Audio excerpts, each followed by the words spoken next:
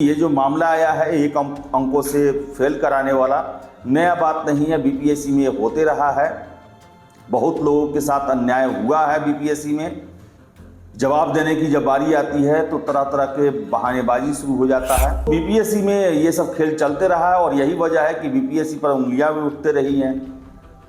BPSC आप बता दें, अभी ही छात्रों के जो तैयारी 3 दिए हुए हैं उनके पास फ़ोन आ रहे हैं। उस आयोग ने चेतावनी पत्र तो जारी कर दिया कि अफवाह न फैलाएं, लेकिन ये अफवाह उठ कहाँ से रहा है इसको लेकर आयोग चुप है।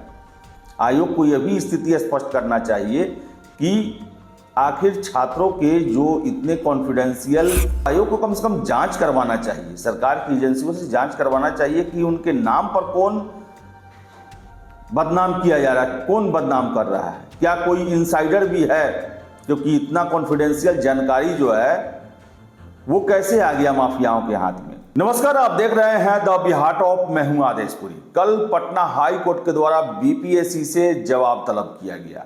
जवाब तलब क्यों किया गया? क्योंकि एक अभ्यर्थी के द्वारा कोर्ट में ये बताया गया कि कई प्रश्नों के उत्तर देने पर अंक नहीं दिए गए और जहां पूरे अंक देने चाहिए थे वहां पर 1 अंक दिया गया और ऐसा लग रहा है कि जानबूझकर फेल कराया गया है। आपको बता दें ये कोई नया खेल नहीं है। हम लगभग 100 एग्जाम्पल आज से 1.5-2 साल पहले बीपीएससी का ऐसा दे चुके हैं, जहां पर पहले अंक इतना दिया गया जिससे वो कैंडिडेट उस परीक्षा को पास कर रहा है, लेकिन पुनर्जांच के नाम पर बेवजह अंकों को घटाया गया और उतना घटाया गया कि वो बाहर हो जाए, उसका सिलेक्शन ना हो। ऐसे हमने आपको न जाने कितने एग्जाम्पल दिए थे और ऐसा ही मामला आया है। आज के समाचार पत्रों में एक खबर दी गई है कि एक एपीओ की कैंडिडेट हैं, उनका इसी तरह का मामला हुआ है। और आपको हम बता दें कि बीपीएससी के न जाने कितने मामले पटना हाई कोर्ट में पेंडिंग पड़े हुए हैं, जहां पर ऐसे ऐसे आरोप लगे हुए हैं। 64वीं का ही न जाने कितना मामला जो है आज तक नहीं खुला और आज तक जो है बीपीएससी के द्वारा उसके जवाब भी नहीं दिए गए हैं। आपको बता दें 64वीं सिविल सेवा को लेकर बहुत सारे छात्रों के द्वारा कोर्ट में केस किया गया था और उससे संबंधित जो है बहुत सारे डॉक्यूमेंट्स, कॉपियों को की मांग जो है वो पटना हाई कोर्ट के द्वारा की गई थी, लेकिन क्या हुआ किसी को पता नहीं। मामला आपको बता देते हैं जो आज समाचार पत्रों में दिया गया है, जिसमें है कि पटना हाई कोर्ट ने एपीओ बहाली परीक्षा में प्रश्नों का सही उत्तर दिए जाने के बावजूद अंक नहीं दिए जाने पर बीपीएससी से जवाब तलब किया है। कोर्ट ने आयोग को 4 सप्ताह के अंदर जवाबी हलफनामा दायर कर स्थिति स्पष्ट करने का आदेश दिया। न्यायमूर्ति डॉक्टर अंशुमान की एकल पीठ ने आवेदिका हुमा परवीन की ओर से दायर अर्जी पर सुनवाई की। आवेदिका की ओर से वरीय अधिवक्ता योगेश चंद्र वर्मा ने कोर्ट को बताया कि बीपीएससी ने 553 एपीओ बहाली के लिए विज्ञापन संख्या 1/2020 प्रकाशित की थी। आवेदिका हुमा परवीन ने आवेदन किया। लिखित परीक्षा और साक्षात्कार के बाद बीपीएससी ने गत 19 दिसंबर को अंक पत्र जारी किया।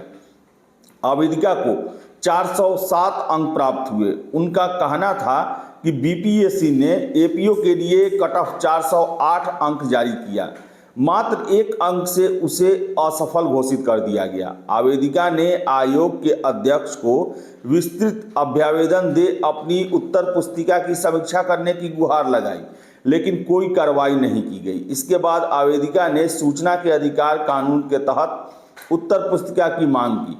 आयोग की ओर से दी गई उत्तर पुस्तिका में प्रश्न संख्या 6F, 10A, 14D और 14E का कोई अंक नहीं दिया गया। वही प्रश्न संख्या 2 का सही जवाब दिए जाने के बावजूद आयोग ने 1 अंक दिया।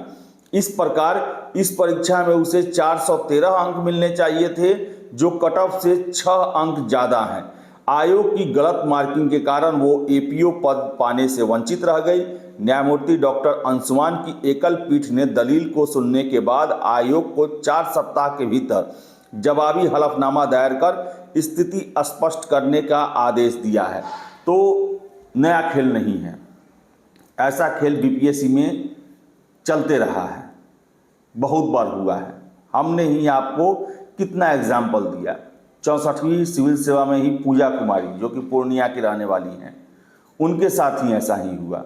फिर से रीना कुमारी भागलपुर की हैं, जिनका कट ऑफ से ज़्यादा अंक आया फाइनल में और उन्हें कोई पद ही नहीं दिया गया, और उसमें कहा गया कि इन्होंने अपने सारे सर्विस प्रेफरेंस नहीं डाले थे इसलिए नहीं दिया गया, जबकि उनके द्वारा ये कहा गया कि मैंने अपने सारे सर्विस प्रेफरेंस डाले थे और बाद में जब इसके लिए मांगा गया कि आप दिखाएं मेरा इंटरव्यू के समय का, कुछ जवाब नहीं दिया गया। तो बीपीएससी में ये सब खेल चलते रहा है और यही वजह है कि बीपीएससी पर उंगलियां भी उठते रही हैं।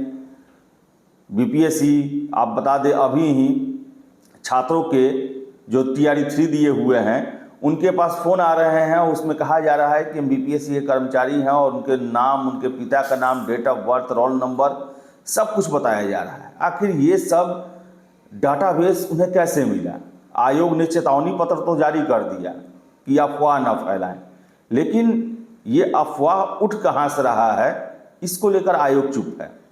आयोग को यह भी स्थिति स्पष्ट करना चाहिए कि आखिर छात्रों के जो इतने कॉन्फिडेंशियल जानकारियां जो हैं वो कैसे जालसाजों के हाथ में लग गया है, कौन से जगह से लगा है जहां पर इतना सटीक जानकारी दिया जा रहा है, स्क्रीनशॉट भेजा जा रहा है कि आपका जो है मेरिट लिस्ट में इतने नंबर से कम हो रहा है, आप क्वालिफाई नहीं कर रहे हैं।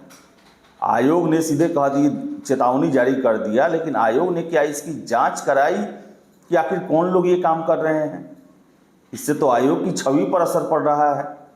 तो आयोग को कम से कम जांच करवाना चाहिए, सरकार की एजेंसियों से जांच करवाना चाहिए कि उनके नाम पर कौन बदनाम किया जा रहा है, कौन बदनाम कर रहा है। क्या कोई इनसाइडर भी है? क्योंकि इतना कॉन्फिडेंशियल जानकारी जो है वो कैसे आ गया माफियाओं के हाथ में? जिला वाइज फोन हो रहा है। तो आयोग ने जो है वो चेतावनी पत्र जारी किया, लेकिन जांच भी जरूरी है, जांच होना चाहिए था। तो बता दें आपको हम कि ये जो मामला आया है एक अंकों से फेल कराने वाला, नया बात नहीं है, बीपीएससी में होते रहा है। बहुत लोगों के साथ अन्याय हुआ है बीपीएससी में। जवाब देने की जब बारी आती है तो तरह तरह के बहानेबाजी शुरू हो जाता है। देखिए इसमें क्या होता है पीओ वाले मामले में। फिलहाल इस वीडियो में इतना ही। बहुत बहुत धन्यवाद।